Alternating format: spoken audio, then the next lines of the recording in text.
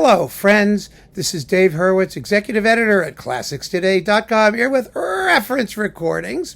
And today we are returning to first causes and talking about Beethoven's Fifth Symphony, because when I first started this series, I made a little video called What is a Reference Recording, which is in the reference recordings playlist if you missed it.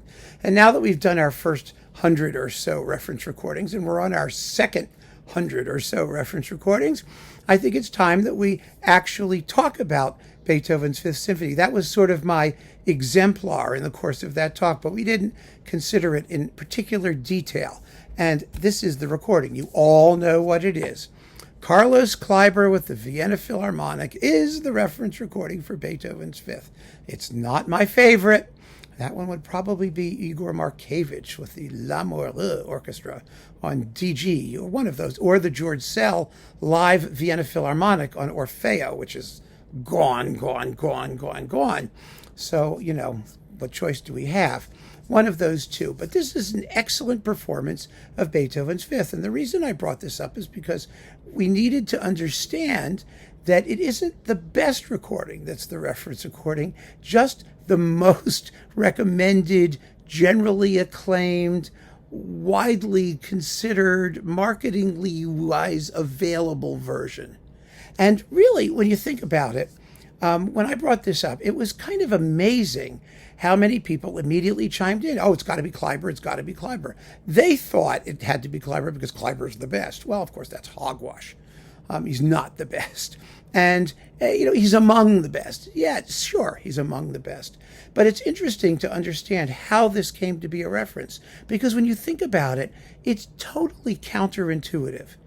I mean, Beethoven's Fifth has been recorded. I mean, even when this came out, which was, 1975, there must have been a couple of hundred Beethoven's Fifths in the catalog.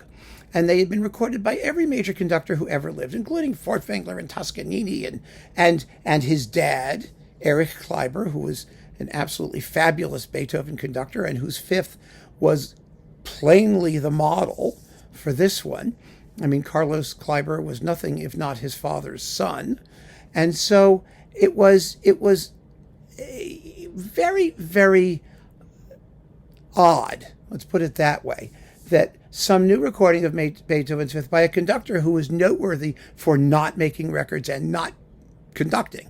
I mean, he conducted as little as possible. He even said so. When he needed money, he conducted. Otherwise, he didn't. And simply by being somebody who was famous for his absence, he became famous. He was the poster child for the argument that there's value in scarcity. The less he conducted, the more he wanted, the more he was wanted, and the more important his recordings became. In an industry where just everyone was doing everything all the time, he was noteworthy for his pickiness. And so when he actually came and did Beethoven's Fifth, there were tremendous expectations. And of course, he was a very fine conductor, and he didn't disappoint. This is an exciting, disciplined, very well played and recorded performance with a great orchestra. Like I said, is it better than a lot of the other ones out there? Well, no, it isn't. I don't know how anybody could make that claim. But it was really, really good. And you had one of the legendary, iconic Beethoven orchestras. And this guy had the name recognition, the brand, the Kleiber brand recognition. And he was recorded by Deutsche Grammophon, who promoted the living daylights out of the recording, and it was available in every possible format. I mean, you could get it on LPs, you could get it on cassettes, you could get it on whatever they had. This was there.